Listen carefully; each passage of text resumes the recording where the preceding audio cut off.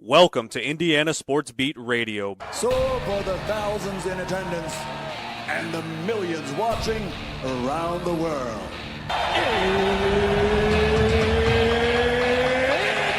Time! Three on the way. Oh! It went in! It went in! And Indiana wins the ball game! Know your role and shut your mouth, you jabroni! Float game for the win! Ayler's gone. Goodbye. Touchdown, Indy. Woo! IU.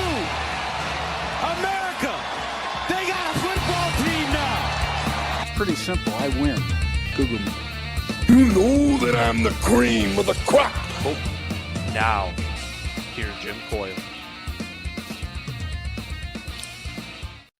Hey, welcome aboard, everybody. Another edition of Indiana Sports Beat Radio coming to you on this Monday. Yeah, it's a little frigid out there, and snow is still there. Appreciate you being with us. Another fun time coming up. The Fischer joining us on the program today, along with Rakestraw, Dustin, Dopirak. Plenty to talk about, of course. Big weekend for the Indiana Hoosiers as football and basketball both in the headlines again. Football, of course, dominating the headlines with maybe one of the biggest things that you can imagine coming to fruition. And Fernando Mendoza bringing home a trophy that I never imagined could come to Bloomington, but it did. And it is. We'll be meeting with him today. And the magic words that would have been said would have been something like this.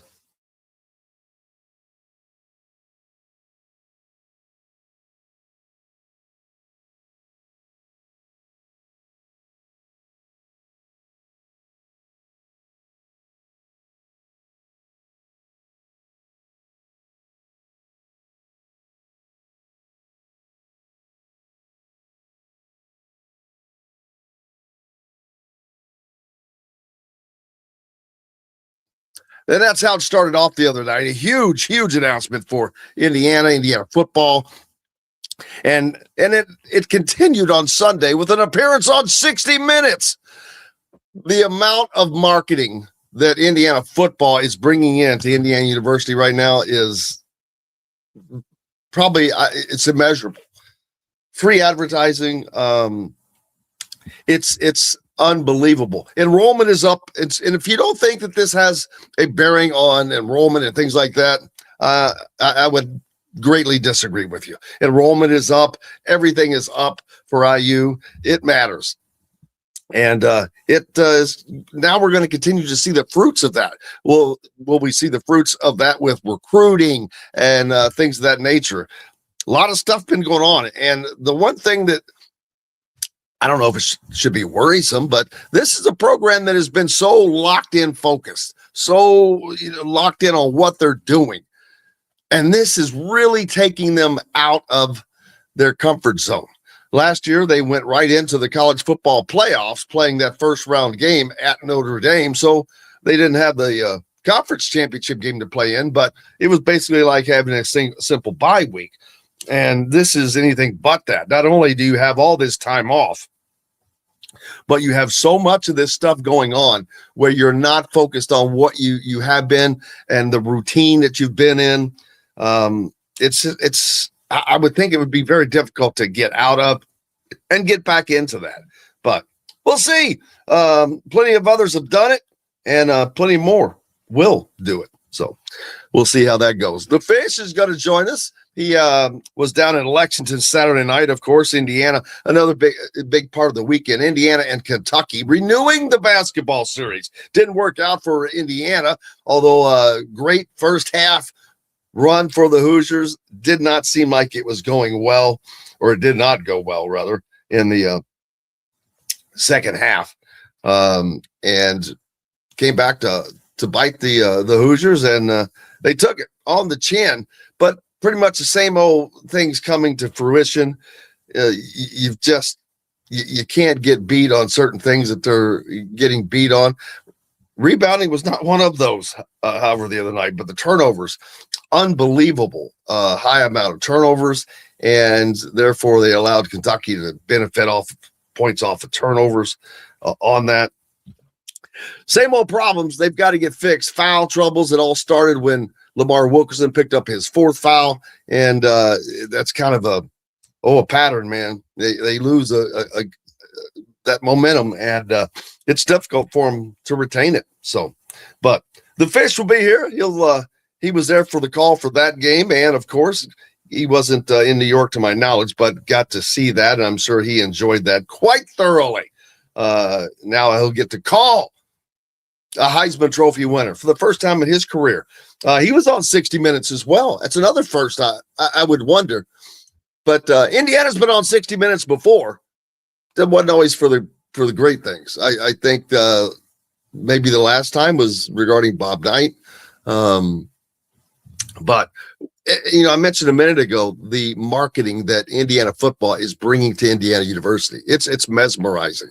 The amount, the proliferation. It's nonstop. It's coast to coast. I mean, you want to talk about the New York Times or the Washington Post or it doesn't matter. It's everywhere. Indiana football is ubiquitous right now. And that means Indiana University is ubiquitous right now. What an unbelievable opportunity for the school to get to promote itself like that. And it's going to benefit them all the way around. And that's why you have to make those investments in the things that bring you the best return on your investment. And that has become football, far and away. Indiana, fortunately, made that move. And after so many years of not doing it. So there's you go. Big word. Yeah, there you go. Big word. 21 days, not games, huh? 2 games in the next 21 games, both cupcakes. Oh, talking about Indiana basketball, I guess. Yeah, Indiana basketball's opportunity for non-conference wins is over. They'll have to make hay in the Big Ten Conference, which is going to be unbelievably tough. My gosh. Nebraska, people, 11-0. And Nebraska just went to Illinois and beat Illinois. Illinois is going to be probably a top 5 team. Unless Nebraska knocks them down. It's unbelievably tough at the top of the Big Ten this year. Michigan, Purdue, Michigan State, Illinois, UCLA. We just saw Nebraska. They're 11-0. Was that 6 teams right there that are tough, that really probably, I don't want to say have a shot at winning the Big Ten title, because Michigan is so good. I think Michigan's the favorite. I've said that all year long. You've got to keep Purdue up in there, but Michigan, they're tough. They are just tough, and they're going to get tougher. Didn't they beat Gonzaga by like 1 million? Yeah. Dusty May. Is Dusty May the Kurt Signetti of at least the Big Ten basketball? Maybe. Pretty much had Michigan turned around a year ago, not to the extent that IU football, because IU football had so much further to go. But they're bucking for a national championship this year. Right now, Michigan is. Could Indiana? I'm not trying to stir up stuff, but just saying.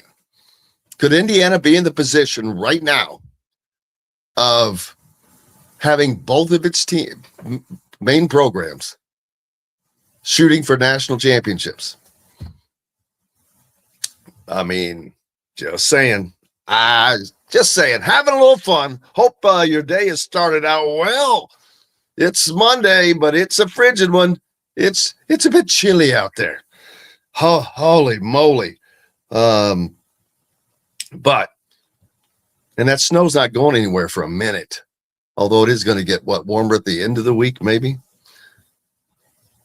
Football is now on kind of a hiatus, with everything now being focused towards the college football playoff, which for Indiana will take place on New Year's Day out in Pasadena, California, at the Rose Bowl against the winner of the Oklahoma-Alabama game.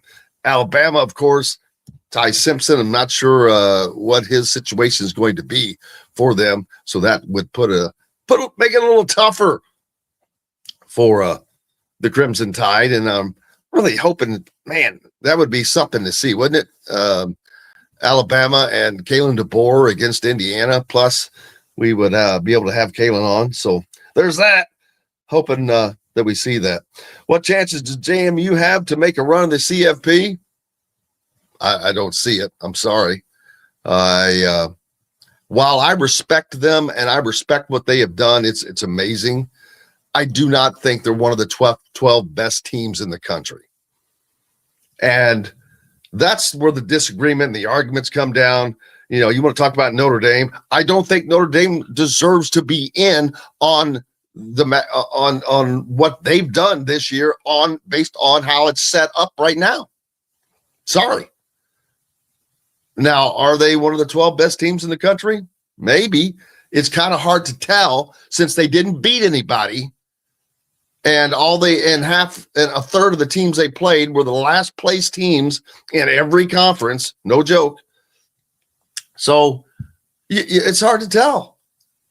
When you don't play in a conference to where you can get some kind of a measuring stick, it's hard to tell because they have cherry-picked the worst teams in 3 of the P4 conferences. They play 5 teams of the weakest P4 conference. So, you know, I think that they got what they deserved, but that's neither here nor there. Hey, let's take a quick break. The Fish is going to be with us next. Plenty to talk about with him. Looking forward to it, of course, as always. Glad to have you along. More importantly, we're back with more Indiana Sports Beat Radio right after these messages. Andy Moore Honda is Bloomington's #1 Honda dealer for a reason. Buy a new Honda and get a 3-month break from car payments. That's right, no payments for 90 days. That includes the all-new, all-electric Honda Prologue, and you get it for just 0.9% financing.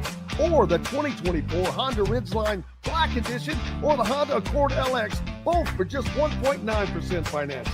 Get more to your door from AndyMooreHonda.com, Bloomington's #1 Honda dealer and your best place for new and used vehicles. If you're looking for a new home in the Indianapolis area, you need Cheryl Sizemore from Brick and Ivy Realty. Cheryl Sizemore has over 2 decades of experience, and that could be the difference in getting the home you want in today's tough housing market. Reach out to Cheryl at CherylSizemooreSells@gmail.com or 317-701-0838. That's 317-701-0838. Let Cheryl Sizemore sell or find your new home today. Huddle up, football fans. Tailgate season is here and nobody gets you ready for game day like Academy Sports and Outdoors. Swing by your local Academy store or shop online at academy.com to find everything you need from grills to jerseys and more. Be a watch party legend with gear from top brands like Nike and Under Armour, all at unbeatable prices every day. With 8 Academy stores across Indiana, including our Bloomington location, fun can't lose and neither can you. Gear up today at Academy Sports and Outdoors. Zach Browning here to tell you about an offer you simply can't pass up. If you're looking for the best coverage of Indiana football and basketball, which includes recruiting, weekly chats, podcasts, as well as access to the best national team out there, then look no further than thehoosier.com. The best part, it's just $1 for the first week. Oh, and did I mention that you get a full year of access to The Athletic when you sign up? You can't beat the coverage and you can't beat the deal. So head over to thehoosier.com today and sign up for just $1. It'll be the best decision you ever made. Welcome back, Indiana Sports Beat Radio on this Monday, and that means a visit from our friend Don Fischer. And Don, big doings over the weekends for Indiana. First of all, we cannot ignore the great accomplishment of Fernando Mendoza becoming the first Heisman winner ever for Indiana University and winning the Heisman. What a huge deal that is in and of itself. Well, just I'll leave it right there. Just what a huge deal that is in and of itself. Well, there's no question, and well deserved. What a great representative Fernando Mendoza is for Indiana University, and he represents a wonderful family. He is he's a little different than what you normally see out there in public from the standpoint of how he handles himself, but he handles it with such grace. And the things that he said in his award ceremony were absolutely phenomenal. One of the best, I think, probably accepted speeches for an award like that. I don't know that anybody could have done it better. And he's just a model citizen.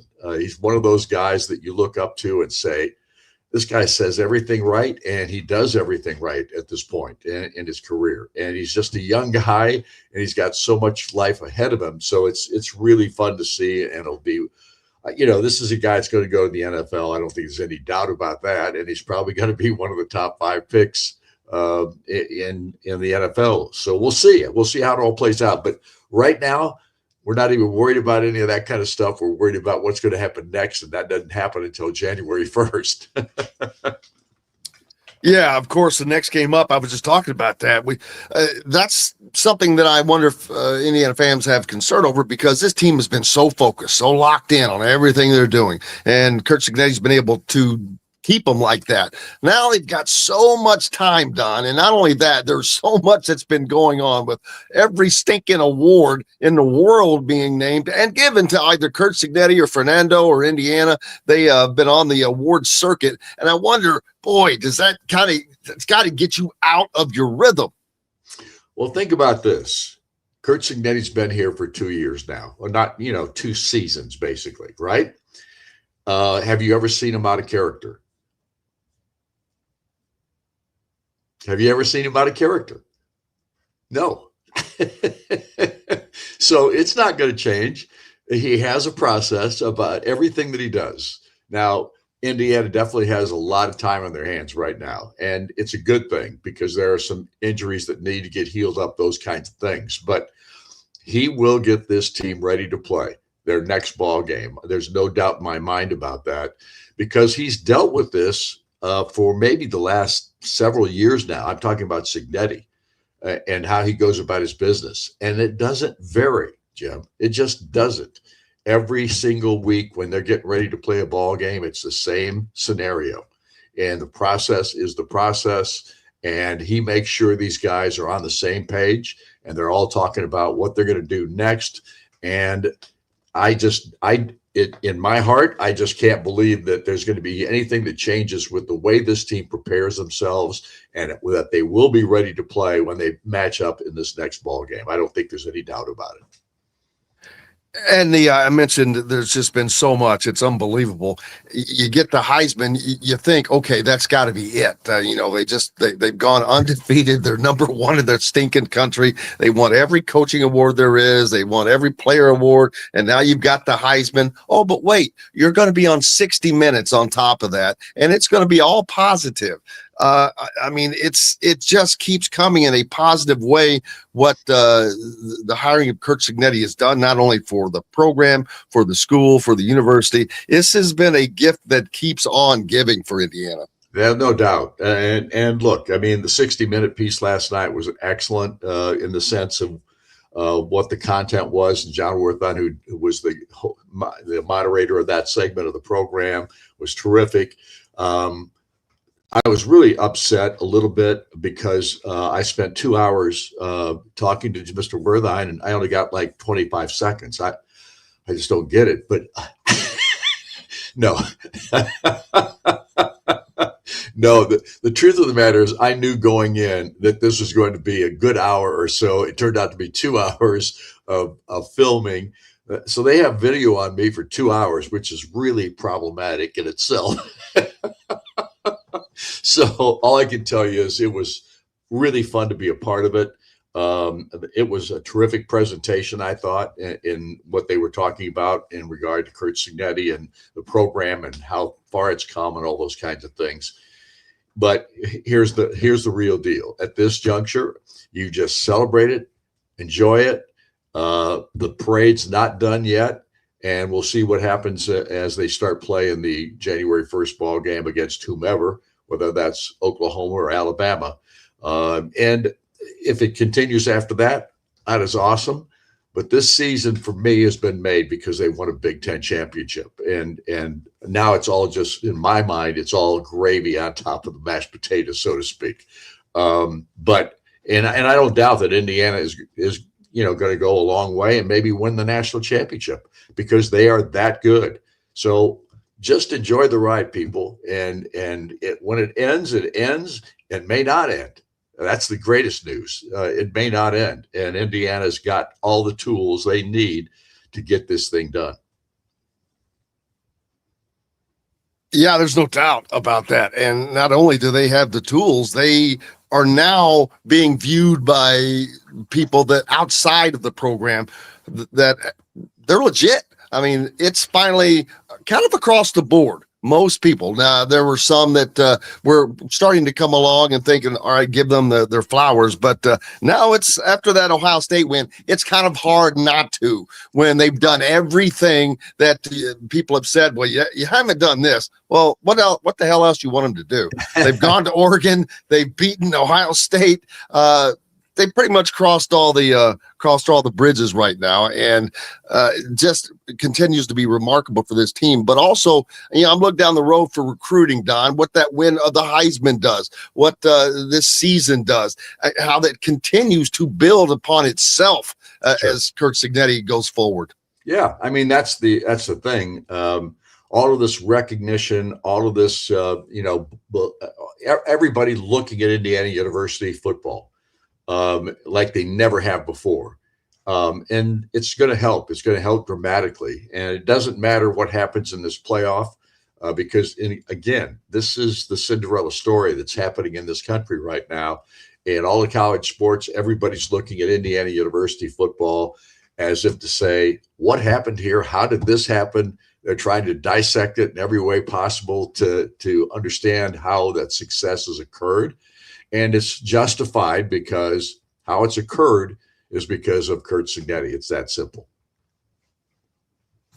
Yeah, there's no question. And we'll see that continue. And looking forward to that as Indiana plays the winner of the Oklahoma-Alabama game next. That would also be ironic, the irony if it ends up being Alabama. That would be cool in and of itself.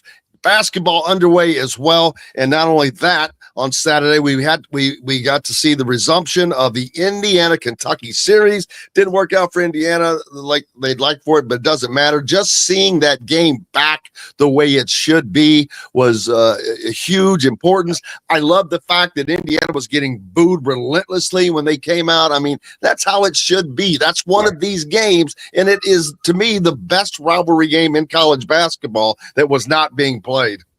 Exactly. It should have never happened, and there's nothing that anybody could have probably done about it in the sense. I mean, Calipari obviously didn't want to come back to Assembly Hall and made that quite plain to everyone. And without doubt, he had as much to do with the series ending as anybody because they couldn't come to an agreement on how they were going to play it. And the fact that Scott Dolson and Mitch Barnhart finally have worked this out. Of course, Calipari's gone to Arkansas, so he's no longer a factor in this thing. But the fact of the matter is this series should have not been stopped. It was, and now it's back on again. And that, I think, should make every Indiana fan happy because you love to play rivalry ball games. They're the games that everybody looks to. Every time Indiana plays Purdue, you got a packed house, whether it's at Mackey Arena or Simon Scott Assembly Hall.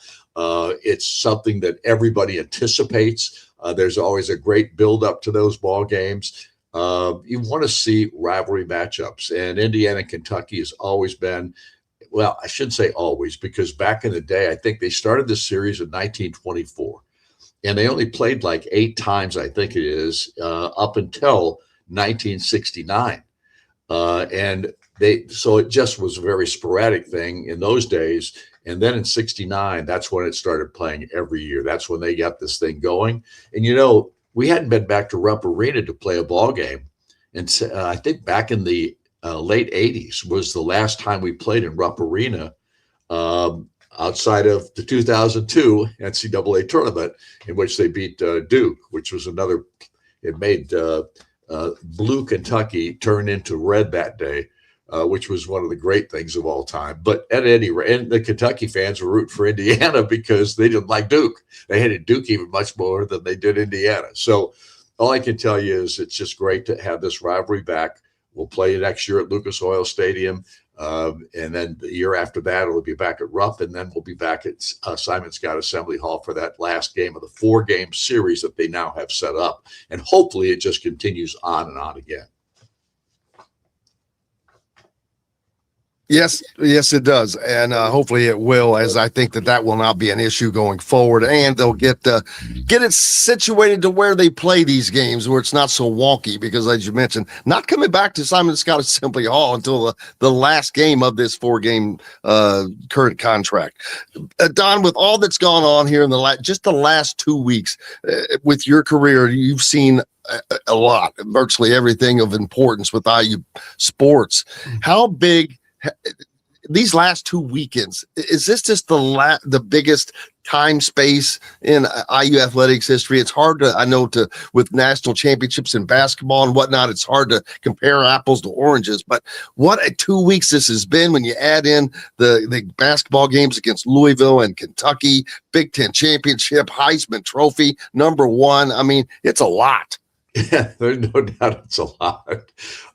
It's been a lot of work, to be quite honest about it, but it's a good work. And, getting to do what I've been doing for the last 60 years almost, it's been the most, well, from my perspective, I've been blessed to have the opportunity. And in that context alone, I can just say I'm having as much fun as I've ever had at Indiana University on a consistent basis. And I say consistent because football now is consistently winning. Basketball, I think, is coming around. I know people are disappointed that we've lost 3 of the last 4 games, and we lost to Kentucky, we lost to Louisville.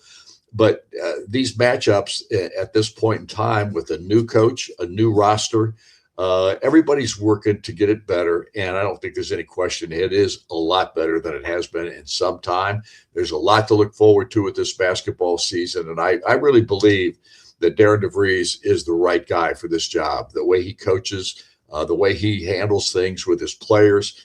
I've watched him, quite a bit here over the last 5 months, and I'm really impressed by him as a person and as a coach. And it may not be perfect this first year that he's on board, and it's going to get better. I really believe that. And they've been dinged a little bit. They just don't have a full roster. They've had 3 of these guys missing, or 4 of these guys missing quite a bit of the fall and the practice leading up to it. So it takes time. And there's no question if they get a full roster now, if Jason Drake can come back here shortly to give them a little backup help at the front on the guard position, the point guard position, if they can get Josh Harris healthy again so he can start playing, because he did play in Puerto Rico. I was impressed with him down there. I thought he played well. So, again, that's another big that can help you. And they're still going to be undersized. But the one thing that Darren DeVries is going to do here in the next couple of weeks, he's just going to get this team better, in my opinion.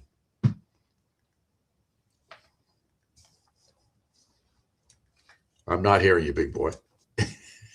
And that's all you can do is we keep going forward. Make sure you get that mic on. Don Fischer, appreciate you as always, brother. Have a great day. We'll see you out at the Fernando experience today. Yep, I'll be there. All right, man. See ya.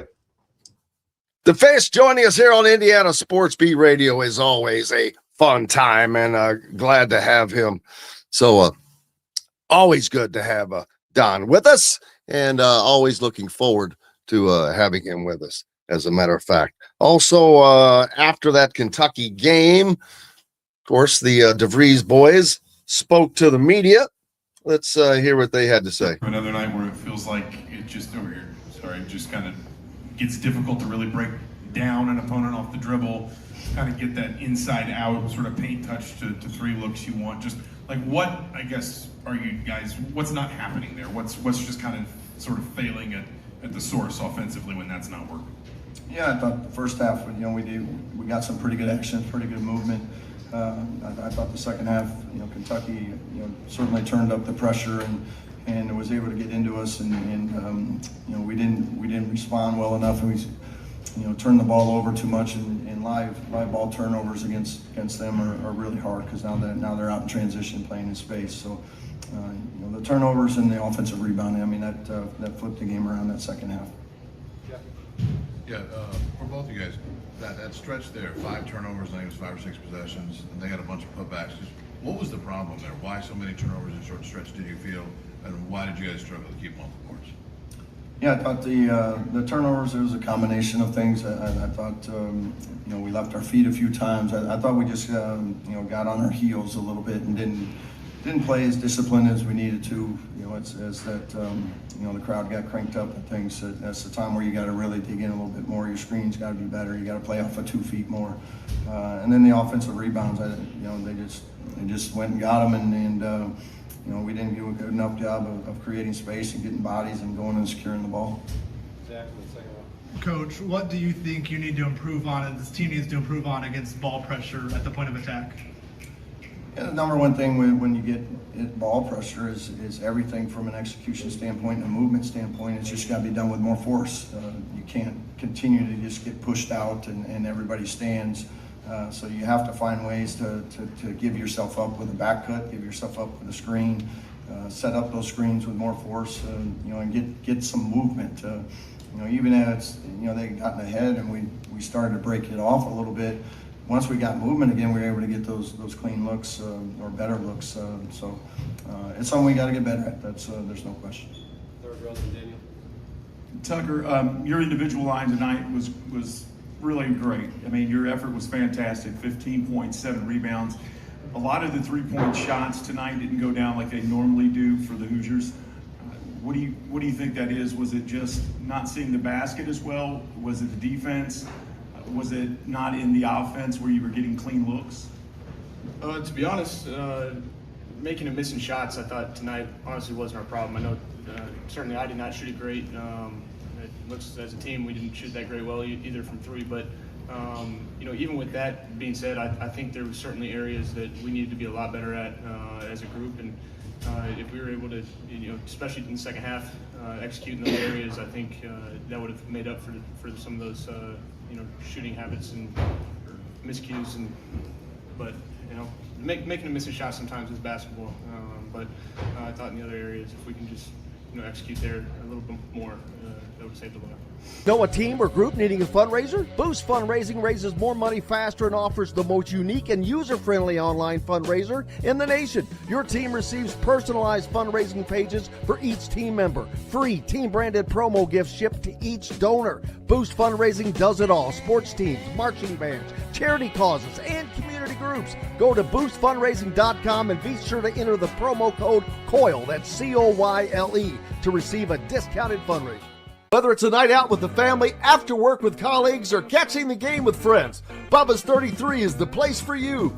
Bubba's 33 offers a mouthwatering menu of selections that are all made from scratch every day. The portions are big, but the prices are small. And with over 50 big screen TVs, you'll never miss the big game. Bubba's 33, pizza, burgers, beer.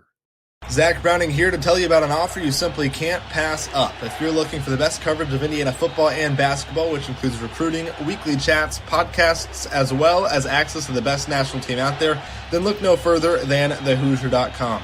The best part, it's just $1 for the first week. Oh, and did I mention that you get a full year of access to The Athletic when you sign up? You can't beat the coverage and you can't beat the deal. So head over to thehoosier.com today and sign up for just $1. It'll be the best decision you ever made. Huddle up, football fans. Tailgate season is here, and nobody gets you ready for game day like Academy Sports and Outdoors. Swing by your local Academy store or shop online at academy.com to find everything you need, from grills to jerseys and more.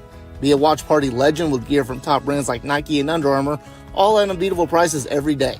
With 8 Academy stores across Indiana, including our Bloomington location, fun can't lose, and neither can you. Gear up today at Academy Sports and Outdoors.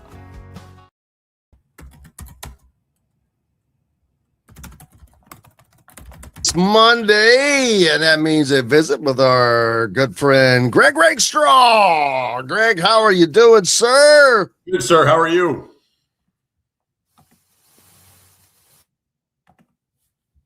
Well, that's always the best way to be. It was a busy weekend all the way around everywhere. Colts playing.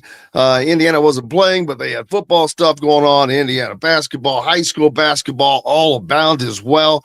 It's that time of year, man. We're getting a little bit of everything, Greg. Only problem is that Mother Nature got in the way on Saturday. So I was lucky enough to have a really good high school game on Friday night between Noblesville and Carmel, one that Carmel won by 12. I had a very rare Saturday off because of Saturday's snow. But then obviously Sunday was a unique day for the Indianapolis Colts. I think a friend of mine said it very well. You can be equally impressed by what Phillip Rivers was able to accomplish, to use the phraseology of getting up off the couch and playing in an NFL game for a first time in 59 months. With that as the backdrop, he was great yesterday. The overall result obviously wasn't great for the Colts. And Rivers' total numbers was 120 yards passing and 27 attempts, which is basically not how you need to run an NFL offense. So yesterday was interesting, that's for sure. And unfortunately, it was a step closer towards another season at the playoffs for the Indianapolis Colts. Yeah, it's kind of set in stone now. Unfortunately, we kind of know what direction that is heading, which it started out so positively too, with the looking at potential of winning the division and just rolling on. But now, I guess, what do you look for? Do you look at potential high draft pick to get with what your season's going to end up being? They traded it away for Sauce Gardner, so that doesn't do you much good. And the thing is, they're not much like Monty Python. They're not dead yet, because they play Jacksonville and they play Houston the last two games of the season. Now, Jacksonville is here. Houston is on the road. Houston is the team that Indy is only a game back of at this point. So, it's, again, not trending in the right direction. And the biggest issue the Colts have faced, I don't think, is a Colts issue. Clearly, they have their own, like lack of a starting quarterback or lack of DeForest Buckner, and now potentially you're without both tackles. So maybe it's flesh wounds at this point. I want to keep the Monty Python analogy going. But basically, it's that you've also played really good teams. The last bad team, this is crazy to say this. I said this on the postgame show last night, Jim. The worst, air quotes, loss for the Colts this season is the Kansas City Chiefs. The Chiefs are 6-8, not going to be a playoff team. But their finishing kick, Chiefs, Texans, Jaguars, Seahawks, Niners, Jaguars, Texans. And once you get past the Chiefs, it looks like all of those teams are going to be playoff teams. And maybe the Indianapolis Colts aren't. So the Colts have not played as well in November and December as they did in September and October, for sure. But I still think the Colts' biggest issue has been more of whom they have played, more so than how they have played or what they have been doing. And now we've seen two major quarterbacks go down with season-ending injuries. Of course, Daniel Jones goes down for the Colts, and that kind of wiped their season for sure after yesterday. But the Chiefs that you just mentioned, Patrick Mahomes, ACL, man, the kind of the end of a gigantic run by the Chiefs, as they are now eliminated from the playoffs, and just kind of I don't know.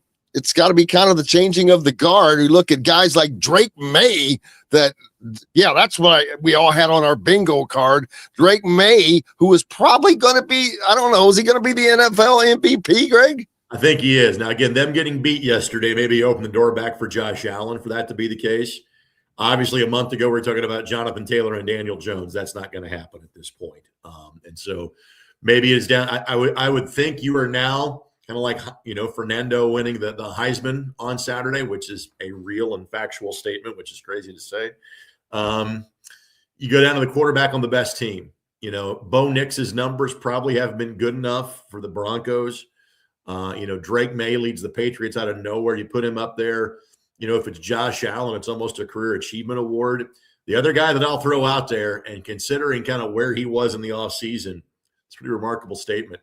Matthew Stafford of the Rams. I mean, they scored 41 against a Lions team that is in the good, not great category this year. But, Matthew Stafford basically didn't touch the field in training camp because his back was a problem. There was major concerns heading into the regular season, and he's been phenomenal. So, all four of those QBs, Jim, are on teams that have won at least 10 games or certainly are going to be playoff teams.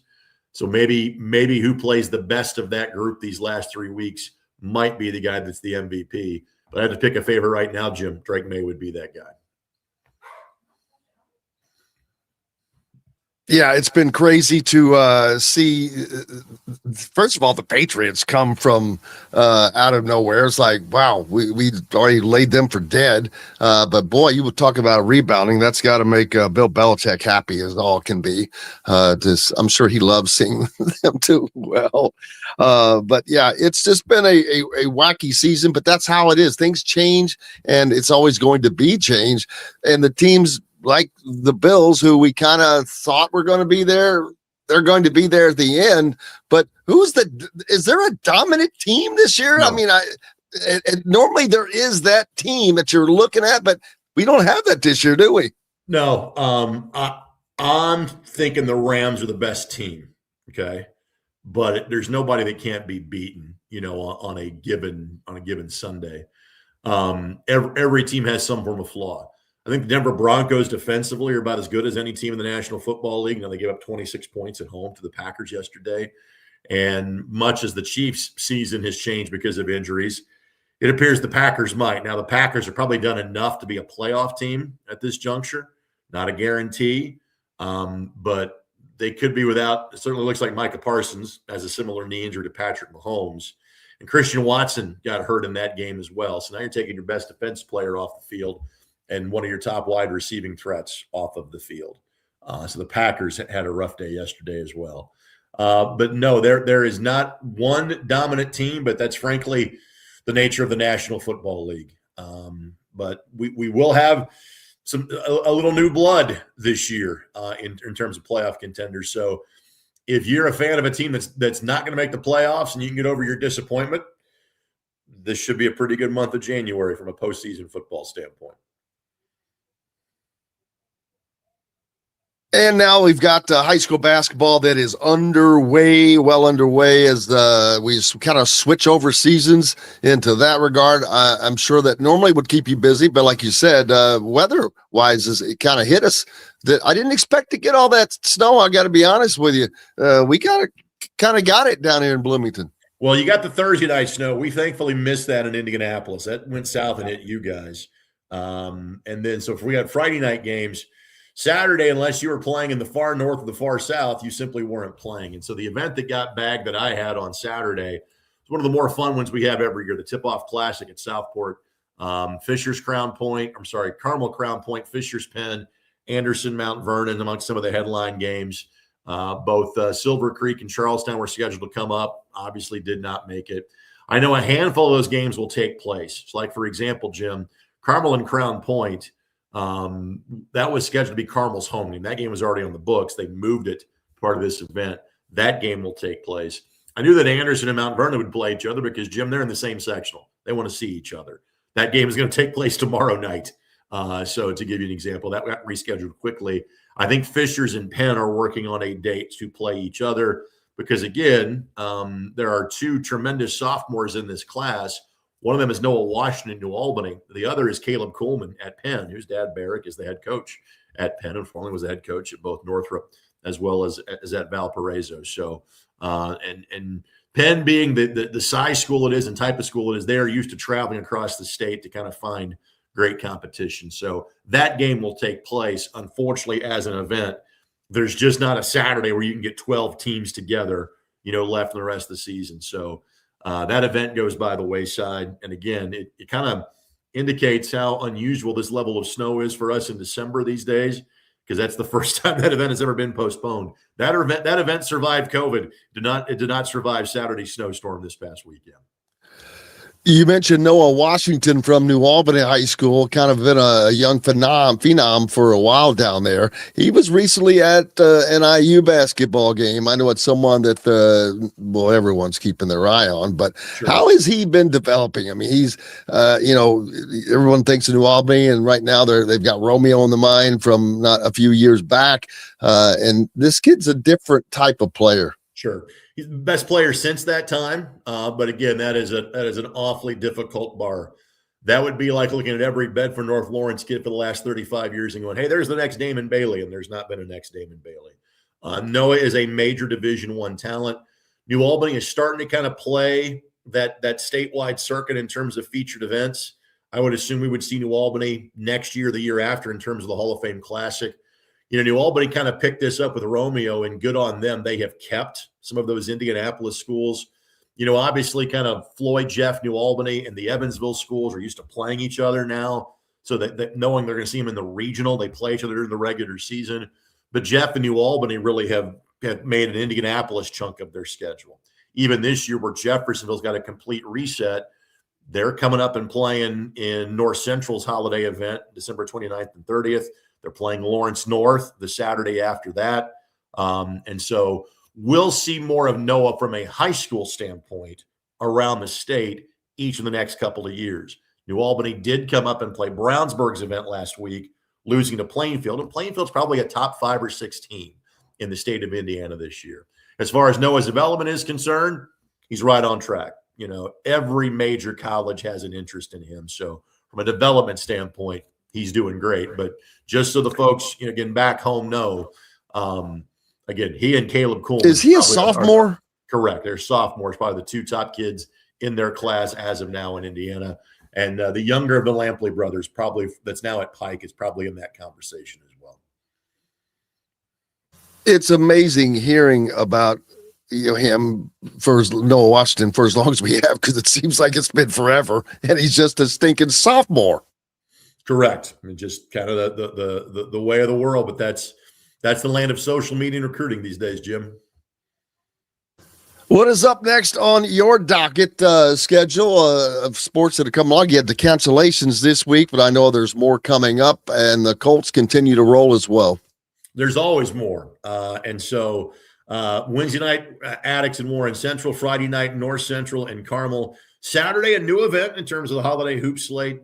This would be at the Corteva Coliseum at the Indiana State Fairgrounds. There are 4 games, girls and boys, 2 girls games in the afternoon, 2 boys games in the evening. I'll have the doubleheader of the boys action starting at 6 o'clock, which features Lures and Rebuff, followed by Avon and Harrison. This year, the Hall of Fame Classic tournament is earlier. It is before Christmas. It is next Monday and Tuesday.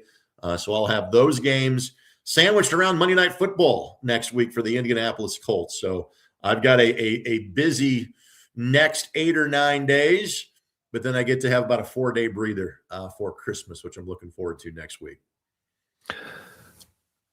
Well, we're looking forward to it all coming up as it's that time of year. We've got, like I said, we got everything. We've got the end of year football stuff, but yet the NFL is still a ways off from the playoffs. We've got the college football now hitting the bowl game season, Indiana and the college football playoffs. Of course, I didn't ask you about how about seeing a Heisman Trophy winner come to Indiana. It's crazy.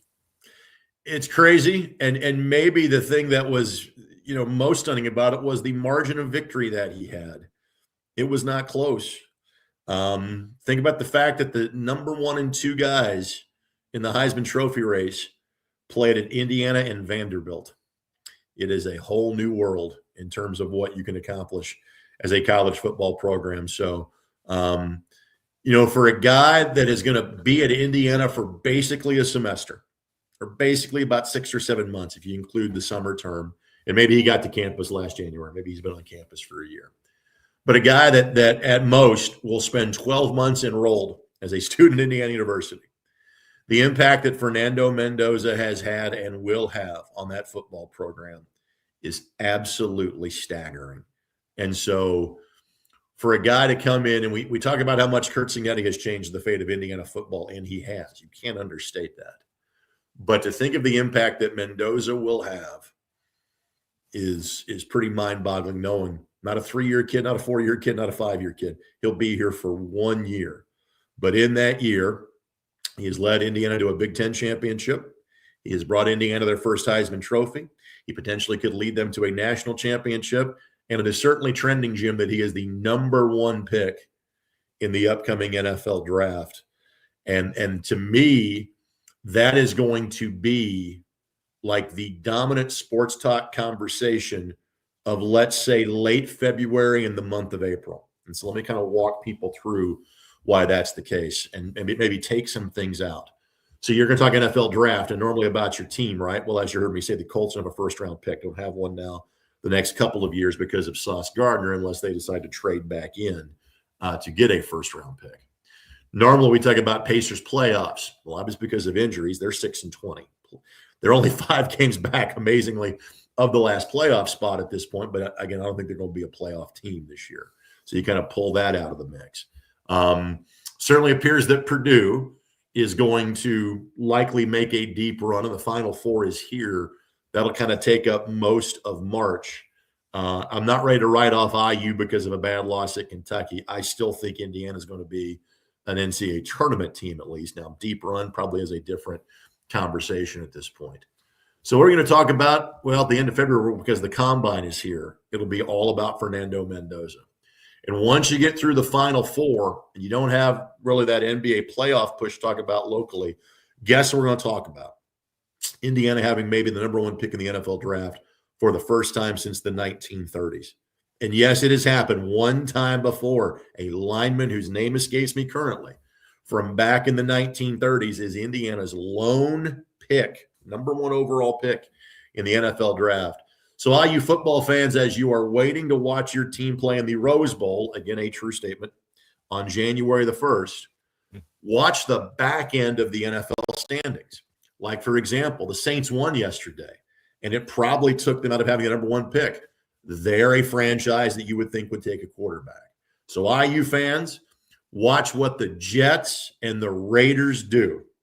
Those are the 2 teams that would be the most likely landing spots for Fernando Mendoza. And right now, those 2 are circling the drain towards the number 1 pick with 3 more weeks left to go in the season. Greg Rakestraw from the ISC Sports Network. If you're not giving him a follow, you should be. You're missing out on a whole bunch. Greg, I cannot thank you enough, as always, brother. Thank you, sir. And I will do this conversation with you from the largest and finest high school field house in the world. I'll be in Newcastle next Monday, so I will join you courtside from Chrysler Fieldhouse.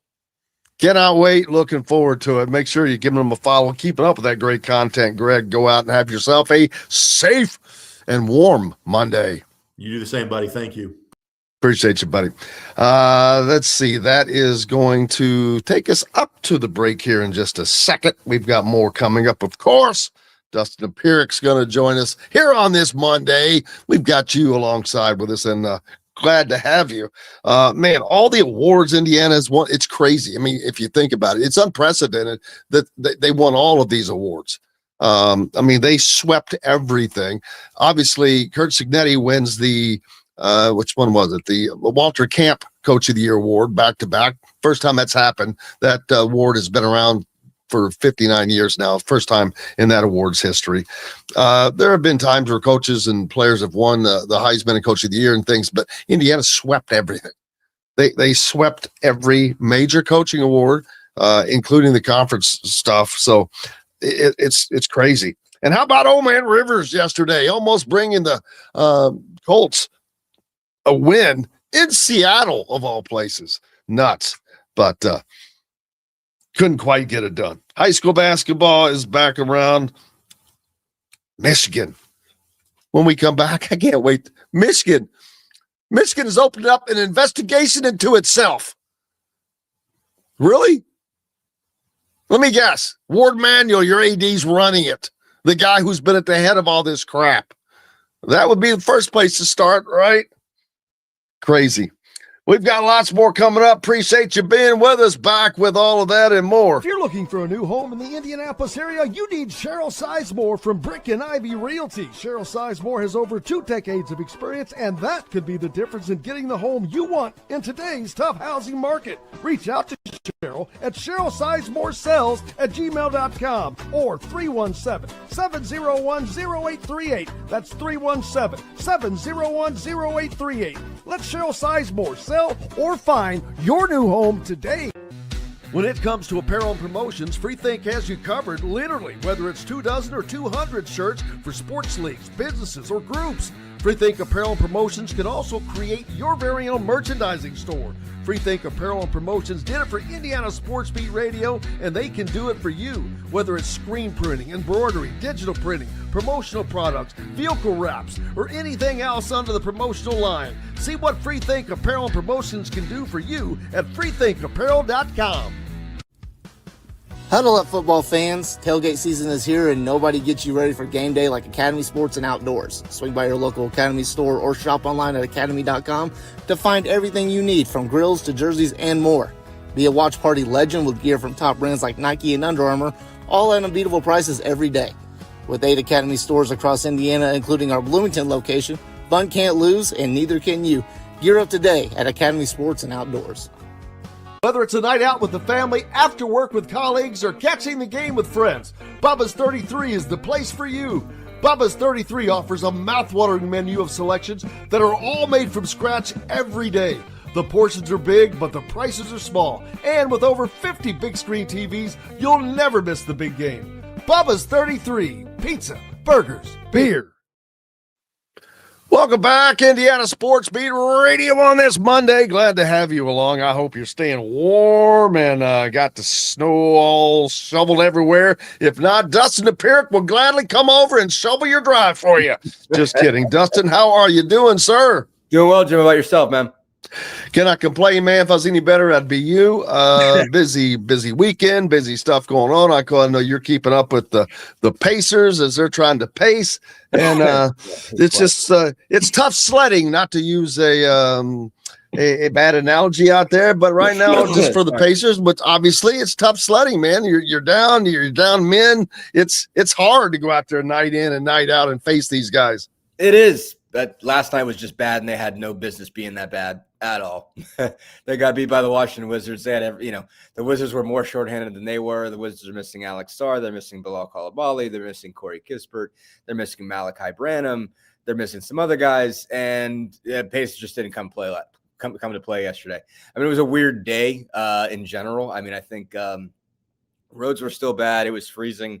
Gainbridge was dead. As just dead as it could be. And you expect that some nights that, yesterday was for Hardy Souls only.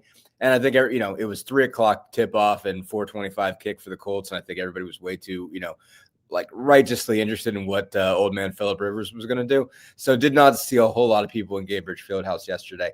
And I'm sure that didn't necessarily help the cause, but Pacers just never showed I don't want to say didn't want to be there. I feel like I'm overstating the case, but, Rick Carlisle said it was just unacceptable. But, yeah, that's a game they should win.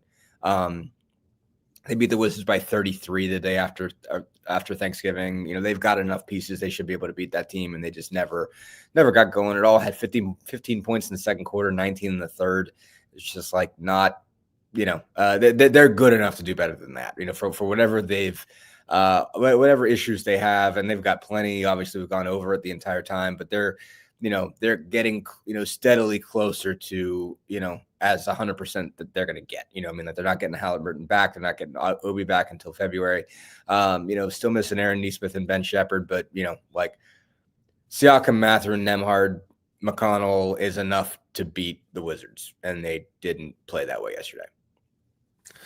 Yeah, and a lot of people, I'm sure, will ask, well, how do you stay fired up to play, and how you do this, and I get it, because when you know that even when you're going up against a team, well, we're supposed to win this game. Yeah, it's one game out of a million that you're supposed to win, but it's because they're professionals. That's why they should be able to go out night in and night out, even when they're in this situation, and play to their standard. Doesn't mean it's always going to happen, and sometimes it just doesn't happen. Yeah. I mean, that's the NBA. I mean, sometimes you look at it and you're like, why, last year they went to the NBA Finals and they had some doozies in the regular season. You don't like even great teams don't play great every single night. But I mean, I think it's one of those things where it's like, you're not going to have a whole lot of opportunities with this group, and this team needs to get its wins. I think that's the thing. It's like people have been just talking about how important it is for these guys to tank, and you can't just go out there and go, win 10 games all year and think it's going to be okay. Like it's, I've said it before. Sorry, I got a cough. It's been dealing with all week. Excuse me. Like this is a team that just went to the NBA Finals. Like it's different when you're talking about a team of 22-year-old, 23-year-old, 24-year-old guys where you're still, putting, draft picks together where you've had maybe 2 or 3 drafts of guys, and all these guys are still puppies and they haven't won yet. These guys have all won. Like these guys were all on a team that got there and wasn't that long ago. And so, they're not in a position where they can go this whole season and just get the crap kicked out of them and never experience any kind of victory and just, sort of lose more or less on purpose. Like if they do that, like you're going to shake a lot of the foundations that made them as good as they were last year. What made them good was their ability to connect, their kind of all for one for all kind of mentality. And that is one of the most important assets they have to try to maintain. Halliburton not being there makes a difference. Obviously, I mean he's the core of what makes that work. But the guys that are remaining still have to play with that same kind of standard, and it's a loss when they don't. If when they go out and get beat by Denver or Cleveland, or if they go get trounced by the Knicks on Thursday, like you can live with all those things because they can just say, hey, like we just don't have the firepower for this right now. But they've got to be able to grab wins like Sunday just to kind of maintain a sense that all right, we're gonna be okay when we get everybody back. When we get Halliburton back, when we get Obi back, when we get Aaron back, like next year, and then we'll add a couple pieces, and then we'll be a title contender again. That's the mentality they're trying to maintain. Losses like some, they chip away at that a little bit. Now, obviously it's December, it's a game you'll forget about in a week or in 2 weeks or whatever, but it's still one of the ones you look at and say like, that's a game they should win, like that's a team they should beat. So, none of this stuff is more devastating than the other necessarily, but it was just an ugly basketball game. And you're just like, man, they got to be able to do better than that for as much as they're dealing with. They got to do better than that. Sorry. You're muted, Jim. You're muted, Jim. Jim, you're muted. Yeah, sorry about that. I said, yeah, you've got to always give it your all. But at the end of the day, they all know, as sad as it sounds, this season only, losing is best for the franchise. Yeah, like I said, it's not the same as it is for other teams that are tanking. Like it's not. It is a balance. Like I don't think these guys.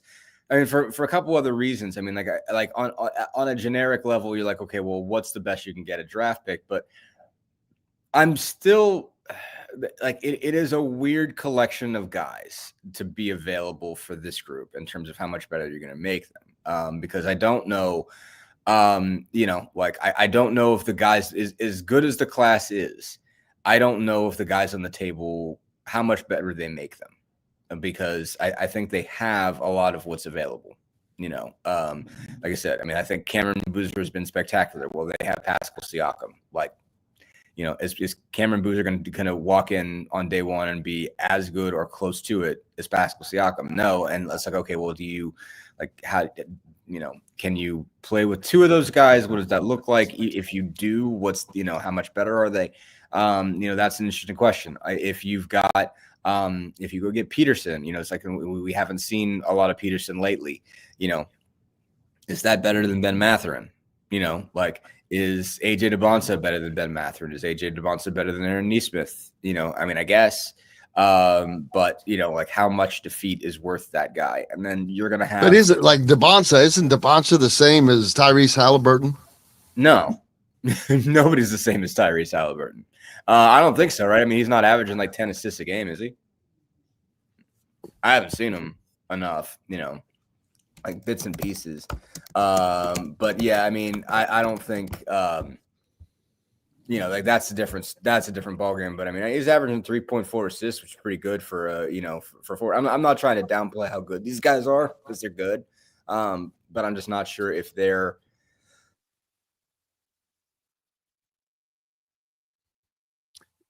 Yeah, with their the right piece, and that's going to be the important part, is getting the right piece to fit in. Like you were talking about it, they could be a great player, and a lot of those guys are great players. Cameron Boozer's a great player, but is he the right player, the right piece that you're going to have to get to fit into what they already have? And they have some great pieces. Just got to get them all back. Hell, they're all hurt, so that's a big deal. We'll wait for Dustin to reconnect with us, But yeah, it's going to be interesting to see where the Pacers do go with what will end up being a high draft pick after this unfortunate season. Let me get Dustin back in here. There we go. There we go, sir. Talio, welcome back. Hey, sorry about that. All right, what were we on? What's that? What were we on? There's only so much to say about the Pacers. There's only so much to say at the moment. True that. So how about Indiana football winning a Heisman Trophy? You covered the Hoosiers and you've covered big time programs. This is we know how crazy it is, but I don't think that I could still wrap my mind around how crazy all of this stuff is. All of this stuff that has happened. And Greg Rakestraw, who was just with us, made a terrific point. Fernando Mendoza will be at Indiana for 9 months?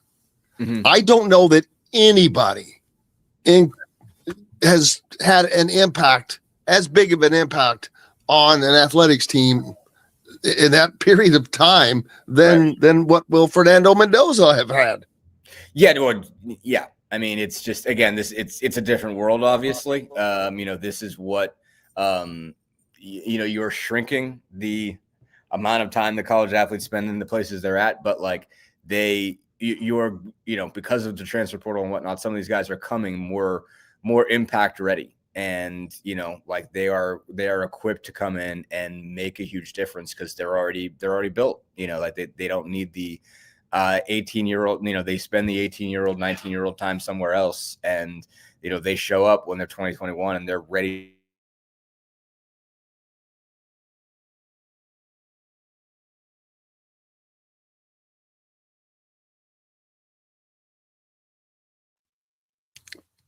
They are ready to get after it. Hopefully they are and get to it. But man, it's going to be the rest of this college football season is going to be absolutely phenomenal to watch. We've got those first round games that will come up. Yeah, Russell asking who the NFL chasing Marcus Freeman. Does that happen? Who goes first in the NFL, Day or Freeman? I don't know that I see Ryan Day going to the NFL.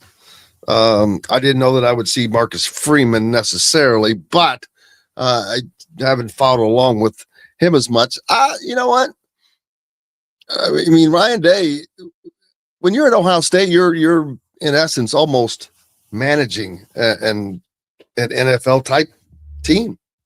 I mean, a franchise. You really are. With the payroll they have, it's not the same payroll. Let's don't get excited. But is the pressure worse at Ohio State or in the NFL? It's actually a good question. I think it's at Ohio State.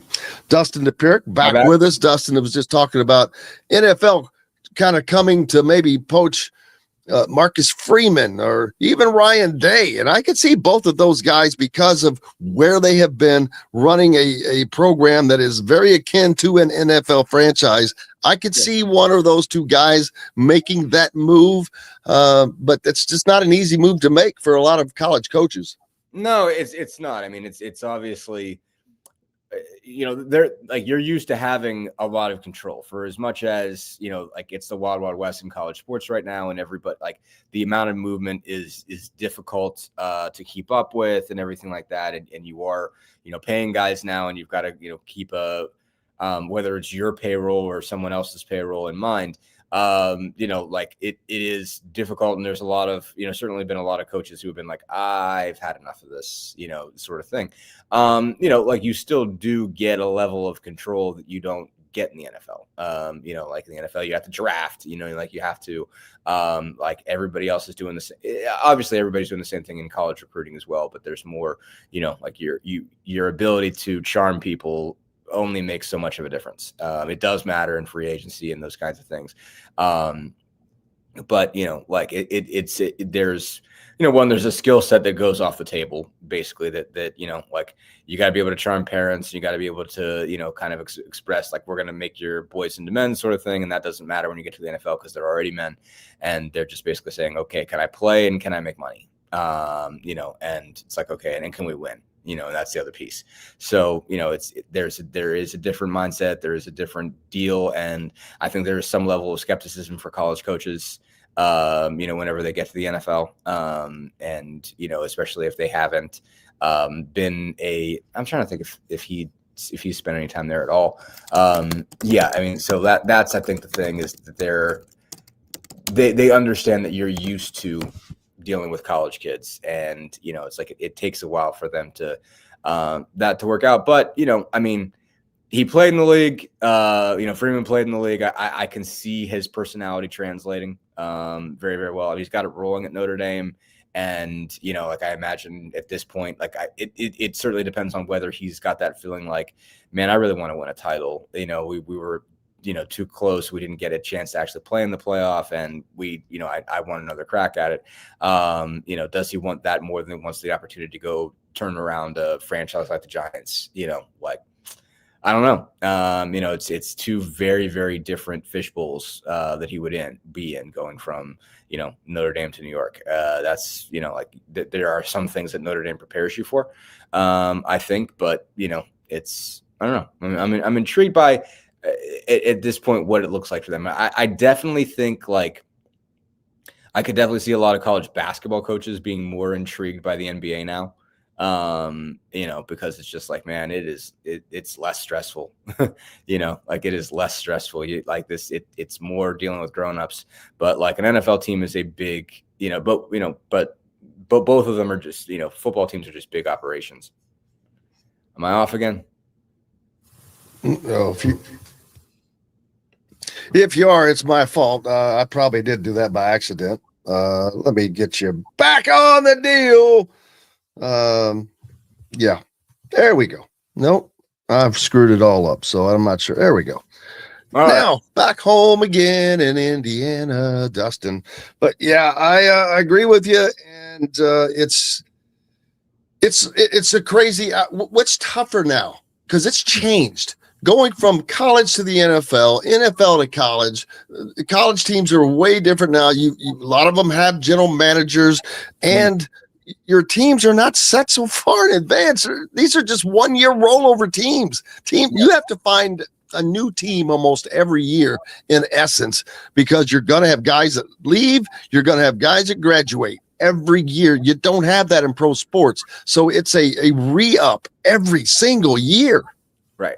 Yeah. I mean, it's like on both sides, you have a certain amount of roster turnover every year, and you always did, I mean, like you always used to have guys graduating. You always used to have guys retiring. You also always used to have guys with their, contracts running out, like guys, like your front office wants to trade, somebody else's front office wants to trade, like there was always roster turnover. And like teams were only so set. You had a lot of moving parts, but in college you have more moving parts now. And it's just like you don't. Again, like you're talking, like Indiana basketball is a wholly new team. Like that's just very rare. But like that was very rare. Like now it probably isn't. Like I mean, I don't know how many other teams in college basketball in Division I are brand new zero returners. I don't know how many other teams are like that. But it might not be zero. And, there's a good chance that there's a bunch of other teams that are 10 new guys, if they're not 13. And so, it is a reality now. And so, at least, in pro sports, you're not guaranteed, but most likely you're going to have some guys back, by virtue of, not every contract is going to run out at the same time. You're going to have rookies, guys that are on rookie scale deals that they're on for 4 years in the NBA and in the NFL, again, they a lot of those guys are on rookie contracts. So yeah, baseball, etc. But right now it's a bigger operation. It says something very real for all the drama involved in the Bill Belichick situation that's got nothing to do with the sport itself. Him not being able to figure out the sport in a year is a deal. It really stands out. That guy is a surefire Hall of Famer. He is the best coach of his generation, and he did not figure it out at all. Not one bit. Just came in, and it was I don't want to use the term disaster. It was a college football season, but it was not good. He did not get it. And again, that's the guy. For a good 15 years in the NFL, everybody was trying to do what Bill Belichick was doing. And, he came to college football and did not have a clue how to get it done. So that tells you a lot, I think, of just how difficult it is right now. It's a wholly different skill set. And how many guys just got about a year into it and were like, I can't do this. I don't have it in me for this. I've had enough between, college basketball and college football. Guys that owned the sport for years were just nah, I'm out. I'm done. So I think it's a remarkable thing, and it has created a totally different group of guys. And I don't even know what they have that these older guys didn't have. Maybe it's just patience, maybe it's just, youthful vigor and ability to stick with it because they're just younger than those guys were. But I don't know. But it's changed. It's different. And it's a whole new group of people that have been successful. The Signettis, the Freemans, it's there's been just a turnover of who are the great coaches in college football. That's shifted on a dime because, Saban and other guys retired. Yeah. What's a bigger job? If you look at the NFL, there are few college jobs that you're even going to put in that category. But Ohio State and Notre Dame are definitely probably jobs that are better than some NFL jobs. Right.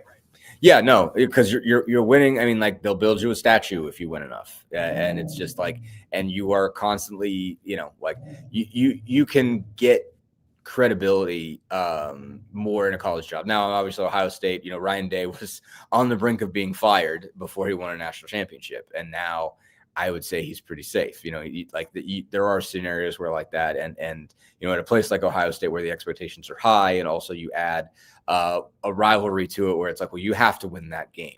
Your ability to win that game has a lot to do with whether or not you keep the job. And now he's finally won that game. And so now he's got some level of job security where, it's NFL. If you've got a bad enough first year, they're not keeping you around for second one. And that's it. There is less job security now than there was in college football, but you can still gain some if you take a team someplace that hasn't been, you're going to get some level of, security. You get a big enough contract and a buyout, people are going to pay those buyouts if it's bad enough. But some of those are, prohibitive. So it's still, you are safer if you've had success at a college job, whereas the NFL, they can determine basically that they've lost, faith in you. Mike Tomlin's in an interesting place, for instance. He has never lost. He's never had a losing season. It's just something that gets trotted out all the time. But, the fan base is ready. Steeler fans are ready to make a change. Very, very, very ready. I don't know if it's going to happen. But, that tells you something. It's he's been successful for, again, he's been in office since 2007, has never had a losing season. That's a long, long time. And, the fan base is ready to go in another direction. And whether the ownership is or not, who knows? But it's there is definitely a level of impatience that's different. How about Kirk Ferentz at Iowa? Here's a guy who is a they're going to build statue for him. He wins 8-9 games every year, and that's all he's going to win at the most. I think that that's their ceiling. Do you just take that and run with that every year, knowing that you're probably not going to go to the college football playoffs, or do you try to get more? I mean, that's always the dependent question, and different programs have different answers. I mean, I think obviously Iowa so far has hung in there. I mean, that there's been some misgivings at Iowa. I mean, there have definitely been times where I think Iowa fans were ready to, call it a day on Kirk, and I feel like recently they've done a little bit better. I think when they're used to you being 8-4 and you slip to 7-5, 6-6, then they start to get a little bit, there's some level of unrest that shows up at that point, I think. And I think there were some years where Iowa was getting there. There was a point where the offense was just so horrendous in the fact, I think that it was Kirk's son who was running it, created a level of, tension there that I think got a little bit high. And when he finally, I think, made the decision to move on from Brian. Well, they forced it, actually. I've never seen this. They put a requirement that they had to score so many points, I think, or he was gone, and they didn't, and he was. Right.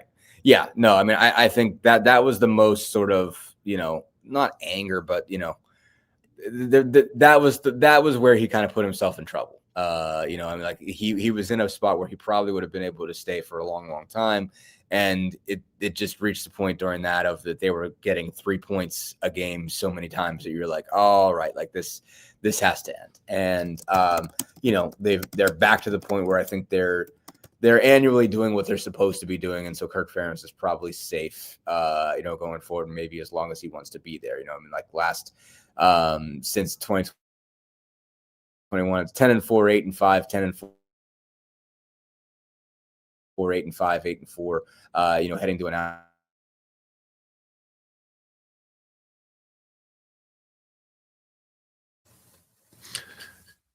Hey, Dustin, cut off there again. We'll get him back. We've got to take a quick break. Anyway, we've got more coming up here at Indiana Sports Beat Radio. We're back with it right after these messages. The ISC Sports Network is your home for sports content across the Hoosier State. Find us live on TV and streaming or archived on our website and our app. The ISC is your one-stop shop for the content you want to see, including high school sports, college sports, and other great events throughout the year. Subscribe to our streaming service and get access to it all. ISC. Local lives here. Know a team or group needing a fundraiser? Boost Fundraising raises more money faster and offers the most unique and user-friendly online fundraiser in the nation. Your team receives personalized fundraising pages for each team member. Free team-branded promo gifts shipped to each donor. Boost Fundraising does it all. Sports teams, marching bands, charity causes, and community groups. Go to boostfundraising.com and be sure to enter the promo code COYLE, that's COYLE, to receive a discounted fundraiser. If you're looking for a new home in the Indianapolis area, you need Cheryl Sizemore from Brick and Ivy Realty. Cheryl Sizemore has over 2 decades of experience, and that could be the difference in getting the home you want in today's tough housing market. Reach out to Cheryl at CherylSizemore@gmail.com or 317-701-0838. That's 317-701-0838. Let Cheryl Sizemore sell or find your new home today. When it comes to apparel and promotions, FreeThink has you covered, literally, whether it's 24 or 200 shirts for sports leagues, businesses, or groups. FreeThink Apparel and Promotions can also create your very own merchandising store. FreeThink Apparel and Promotions did it for Indiana Sports Beat Radio, and they can do it for you. Whether it's screen printing, embroidery, digital printing, promotional products, vehicle wraps, or anything else under the promotional line. See what FreeThink Apparel and Promotions can do for you at freethinkapparel.com. Welcome back, Indiana Sports Beat Radio, coming to you on this Monday, a frigid Monday, a frozen tundra type of Monday. Dustin Dopirak from the Indy Star with us. Dustin, something that I want to talk about. Sad, the situation in Michigan, very, very, very sad. But I've got to tell you something that with them that has just made me laugh when I saw that they are opening up an investigation unto themselves as to why that they keep making these jackass moves. And I'm like, well, I'm going to assume that Ward Manuel is not ahead of this thing because he's the guy that's been in front of this athletics department for all of this stuff. So I cannot see how the first thing that happens is he isn't gone. Isn't he gone already? Didn't he get fired yet? I'm like surprised, I guess. I mean, I thought I heard he did. Maybe I didn't even. Did you say he was fired? Did I miss that? No, he wasn't. Okay. Yeah, all right. It was Word next. I'm actually kind of surprised. Like I almost felt like I heard he didn't, but he wasn't. No. I mean, obviously, that's you put a guy on the chopping block when something like this happens, and I mean, I do think there's the probe has to figure out a lot of things, like what how. Because I mean, you have to ask yourself some questions. Is this a thing that people should know? Like how, what, basically like, okay, like what guardrails should you have to stop something like this from happening? Because it is also, like there's a privacy matter to it, and it's just like, okay, exactly how much do you want your athletic department to know about everybody's private life? But also like, there's tough questions there, But I don't think they're talking about like this, the Sharon Moore thing. It goes way beyond that. It goes way back. We're talking Connor Stallions and Jim Harbaugh and all of those guys, and that has been allowed to happen. And I'm like, well, how do you expect it to not happen? You put guys like Sharon Moore, who were right in the middle of this previous scandal, who deleted messages, who didn't cooperate with investigators. One guy throws his phone in a pond, and you wonder what the hell's going on? Well, it's pretty obvious you're putting people in places that being in charge of things that they shouldn't be. And who put them in that position? Well, that starts at the top. So it seems like something that has been allowed to happen within the football program. And that to me was based on the fact that they couldn't beat Ohio State.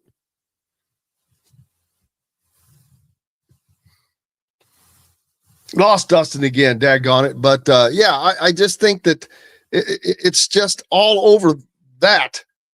The fact that they could not beat Ohio State, Jim Harbaugh, and so we finally, no matter what, they do whatever it takes to get that done. Well, Michigan turned a blind eye. How many freaking times did you have a head coach suspended? 3 different times. You think that there's not a problem? It's amazing. Dustin back with us here. Dustin, I was just talking about the fact that, all this stuff that went on and went on and went on. How do they not know that there's a stinking problem when your football or a football coach was suspended 3 consecutive years? It's pretty nuts when you can see all of that going on, but you're not doing much about it.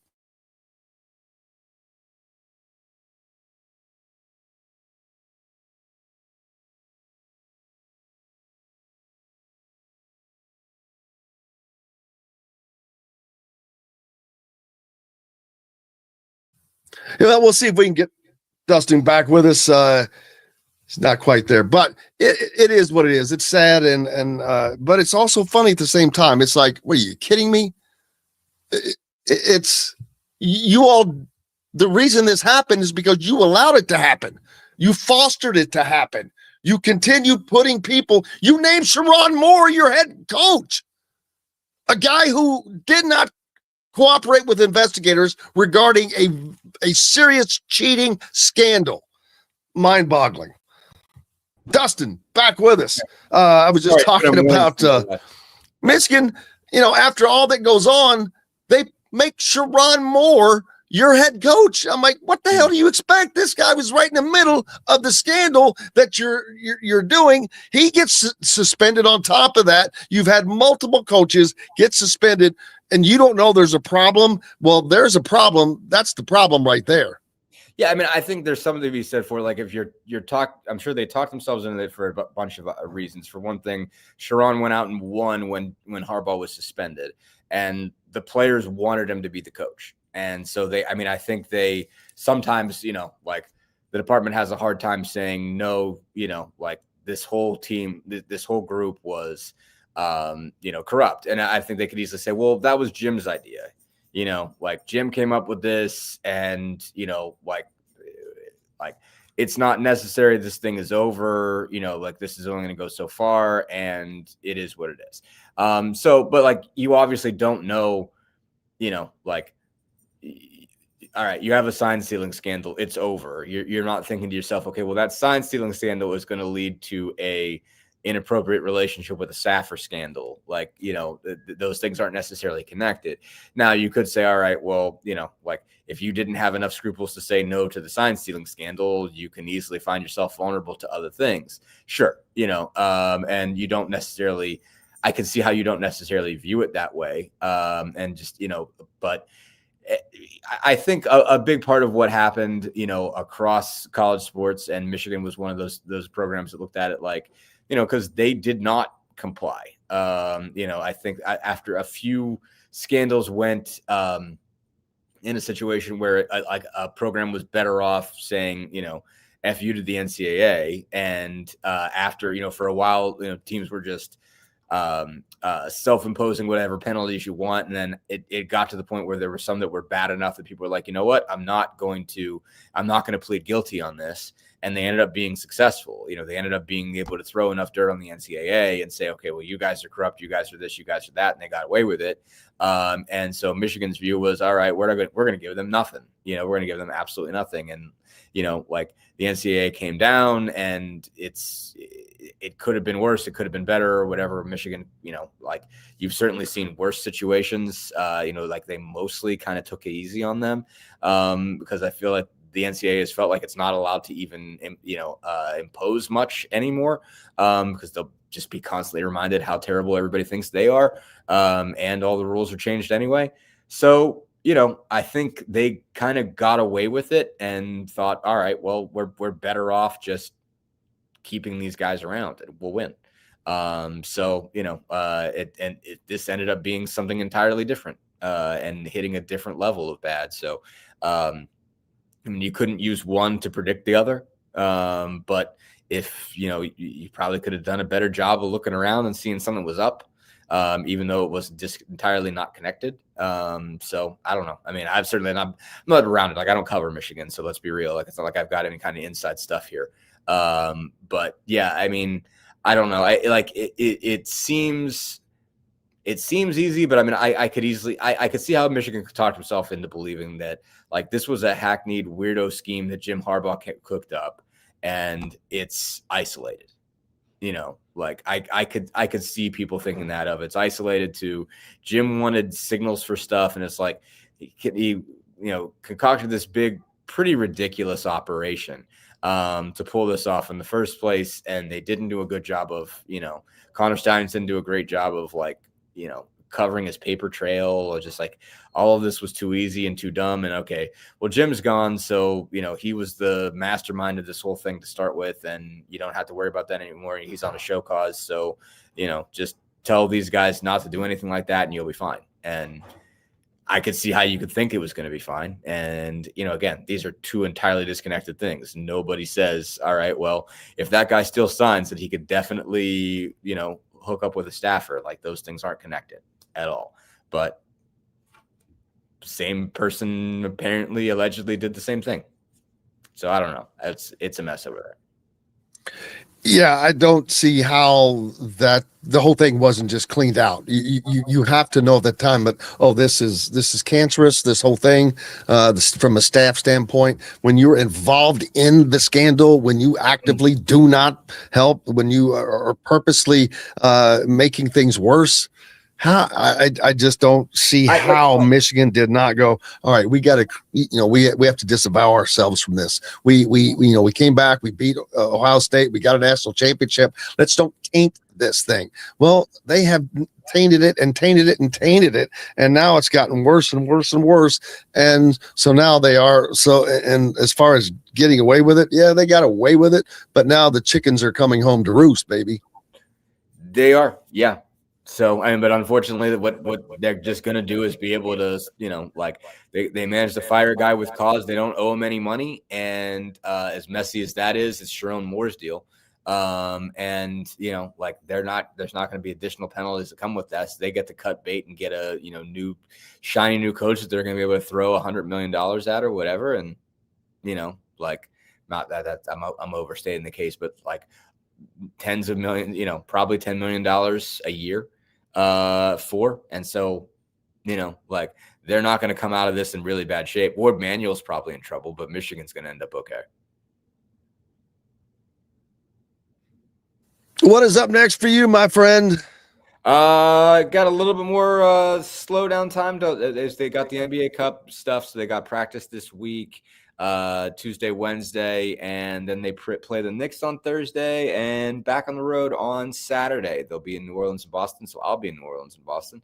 Then they got a pretty packed Christmas week. Come back, it's Milwaukee, Boston, and they go to Miami and Houston. I won't go to that. But once they get past all this NBA Cup stuff, it's back to games basically every other day for most of the rest of the season. So, how about Nebraska in the Big Ten? Well, they're 11-0, man. Here every week we're talking. You got Michigan, you got Michigan State, you got Purdue, you got Illinois, probably got UCLA, maybe USC, and every time you try Illinois, now you've got Nebraska, who's never really done anything in basketball. Fred Hoiberg, oh man, it's finally coming around. They go to Illinois and get a win the other day. That's impressive. I haven't been following very closely, but yeah, I mean they've got some good wins on here. They beat Oklahoma, they beat Kansas State, they beat Creighton by 20. They just mashed Wisconsin by 30. So yeah, that's a good win. Fred Hoiberg has been slowly building something over there for a long time, and they've given him a good amount of faith there and stuck with it. That's been a tough little squad, and they're heading in a good direction. That looks like a tournament team. Dustin Dopirak from the Indy Star. Make sure you are giving him a follow on all of the content regarding the Pacers and keeping up with them as they try to get through this season to get to another season. That's okay. They're building for the future, baby, and go along for the ride. Appreciate you, my friend. All right. Thanks, Jim. Have a great one.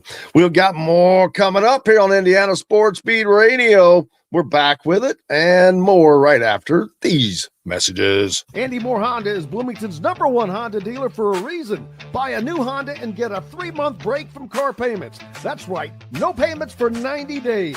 That includes the all-new, all-electric Honda Prologue, and you get it for just 0.9% financing. Or the 2024 Honda Ridgeline Black Edition or the Honda Accord LX, both for just 1.9% financing.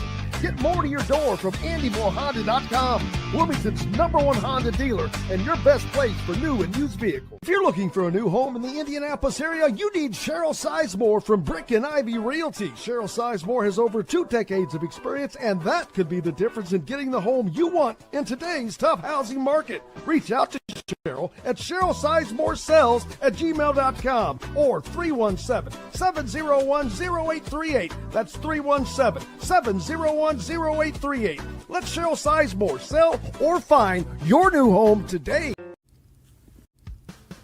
Huddle up, football fans. Tailgate season is here, and nobody gets you ready for game day like Academy Sports and Outdoors. Swing by your local Academy store or shop online at academy.com to find everything you need, from grills to jerseys and more. Be a watch party legend with gear from top brands like Nike and Under Armour, all at unbeatable prices every day. With 8 Academy stores across Indiana, including our Bloomington location, fun can't lose, and neither can you. Gear up today at Academy Sports and Outdoors. Zach Browning here to tell you about an offer you simply can't pass up. If you're looking for the best coverage of Indiana football and basketball, which includes recruiting, weekly chats, podcasts, as well as access to the best national team out there, then look no further than thehoosier.com. The best part, it's just $1 for the first week. Oh, and did I mention that you get a full year of access to The Athletic when you sign up?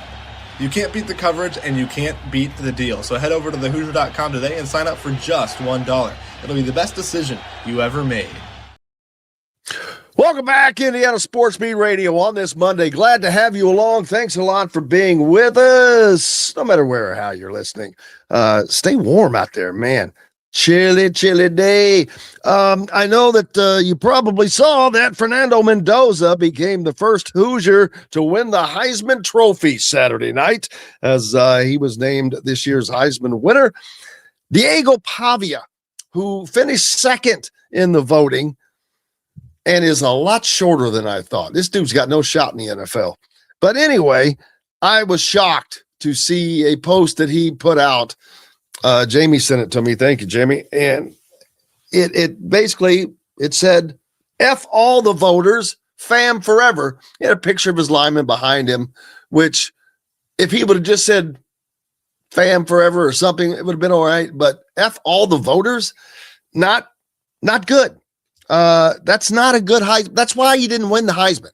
He's not a Heisman. You could tell to me how he was dressed. He kind of looked thuggy, but whatever. Vanderbilt quarterback Diego Pavia, the Heisman Trophy runner-up, apologized Sunday for being disrespectful in a social media post he made after Indiana's Fernando Mendoza won the award for college football's best player. F all the voters, Pavia wrote Saturday night on his Instagram story with a thumbs down emoji, but family for life. The captivation accompanied a photo of Pavia with his offensive lineman at the ceremony in New York. Pavia faced criticism for his reaction, and on Sunday he posted a statement saying he didn't handle his emotions well after losing. First of all, you actually thought you were going to win? Are you kidding me? You actually thought you were going to beat the guy who led the nation in touchdowns, who led his team to a 13-0 finish, who led a program that has never had an undefeated season in the toughest conference in the country to a 13-0 finish, a win in the Big Ten championship over the reigning national champions. You still thought you were going to win? Yeah, okay. That explains a lot right there. But here's what he said. Being a part of the Heisman ceremony last night as a finalist was such an honor. As a competitor, just like in everything I do, I wanted to win. To be so close. You weren't really that close. You got your ass kicked in the voting, bro. To be so close to my dream and come up short was painful. I didn't handle those emotions well at all and did not represent myself. Oh, it cut off. There's a lot of here. The way I wanted to. I have much love and respect for the Heisman voters and the selection process, and I apologize for being disrespectful. It was a mistake, and I am sorry. I'm sure the marketing department wrote this for him. Fernando Mendoza is an elite competitor and a deserving winner of the award. I have nothing but respect for his accomplishments as well as the success that Jeremiah and Julian had this season. I've been doubted my whole life. Every step of my journey, I've had to break down doors and fight for myself because I've learned that nothing would be handed to me. Really? Doesn't seem like with that reaction.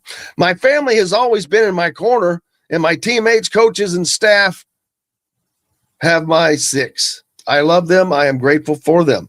I wouldn't want anything to distract from that. I look forward to competing in front of my family and with my team one more time in the ReliaQuest Bowl.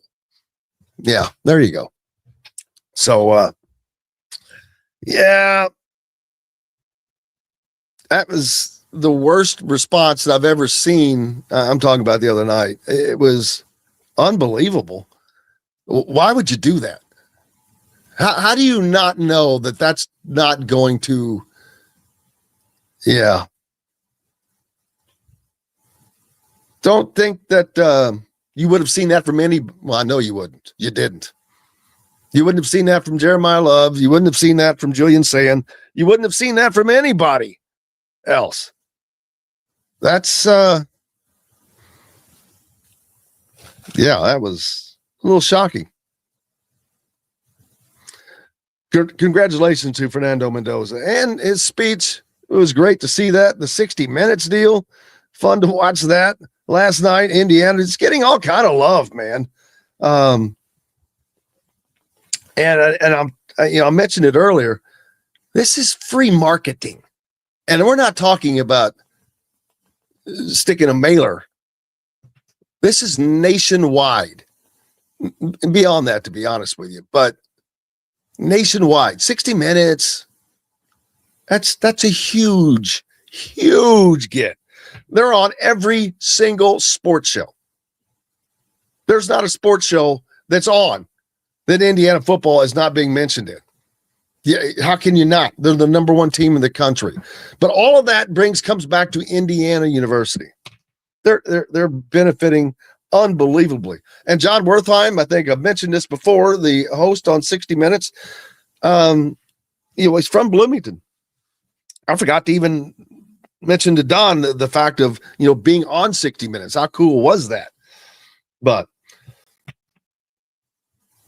amazing seeing all this stuff happen. Does it put more pressure on Indiana to go out and do the deal to win it all now? To complete this story? I don't know that it does. I'll be honest with you. If they had not lost Stephen Daly, I'd be pretty confident that they're going to win the national championship. I think that they've got as good a shot as anybody now. But had they had Stephen Daly, I'd have put them in a class by themselves. I don't know that they're in that class by themselves now without Stephen Daly. Not that I think that they're in a class amongst others. Because if you go back and you look, how many of those games that Indiana won did he impact those? I mean, my God, you when you lead the nation in sacks and tackles for loss, rather, pretty big impact. But we'll see. It's going to be a hell of a time, no matter what. And it's enjoy it. Just enjoy every bit of it for the fans, and enjoy where you are. And remember where you were 2 years ago, prior to 2024. Think about that 3-9 season. Fast forward 2 years, you're playing in the Rose Bowl and in the college football playoffs for the second year in a row. That's crazy, people. I had his offensive line showed up in New York for Fernando's celebration. Then they go out on the town. That was crazy. Saw all the photos. Fun seeing that stuff, though, to be honest with you. Fun getting to see all of those guys having fun. It's fun getting to see. I feel sorry for Vanderbilt. Vanderbilt was getting a lot of love because of Diego Pavia. How can you be, and Vanderbilt is, it's hard to get in there. That's one of those schools you got to be pretty smart. I guarantee you when their media people saw that, they probably just threw up in their mouth. Not good. Not good. But that's okay. What are you going to do? Hey, we're back tomorrow to do this all again, of course. And we'll have, we'll be hearing from Fernando Mendoza as we'll be meeting with him today in a presser with the newest Heisman Trophy winner. And looking forward to seeing that trophy, man, getting some pictures of it, maybe even touch it. Who knows? I've never been up close to a Heisman Trophy. So looking forward to that, and looking forward to having that for you tomorrow, along with Mike DeCourcy, and see what else we can get scurried up. as we move into the December time. Slow down, little slow down time with the holidays coming around. The switch over from you finalized non-conference play into Big Ten play. So everything's moving forward, people. You go out and have yourselves a good day. Until tomorrow, I'm Jim Coyle. I'll see you on the radio. Thanks for listening to Indiana Sports Beat Radio. Be sure to subscribe to our YouTube page for more clips and team coverage of Indiana basketball, football, and more. You can also find full episodes and tons of other content on thehoosier.com. We'll see you next time for another edition of Indiana Sports Beat Radio.